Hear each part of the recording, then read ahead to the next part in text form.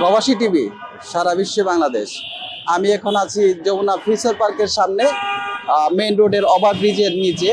এই যেখানেই আসছি আমরা, এইটি হলো আপনার সৌদি আরব ভিসা সার্ভিস সেন্টার এবং ভারতীয় ভিসা সার্ভিস সেন্টার।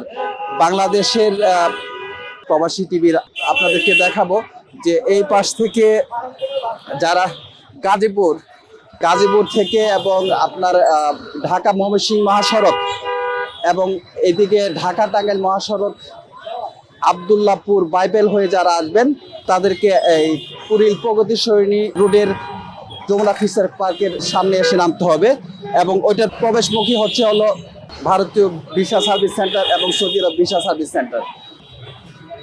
আজকে আপনারা দেখতে পাচ্ছেন যে প্রচুর গাড়ি চলতেছে এখানে, যানজট আস্তে আস্তে গাড়ি চলতেছে। সাধারণ জনগণ যারা সৌদি আরব ভিসা সার্ভিস সেন্টারে এবং ভারতীয় ভিসা সার্ভিস সেন্টারে আসতে চাচ্ছেন তারা যমুনা ফিউচার পার্কের সামনে এসে নামবেন। হীরা ভারতীয় visa service centre, Jamuna future park, Dhaka.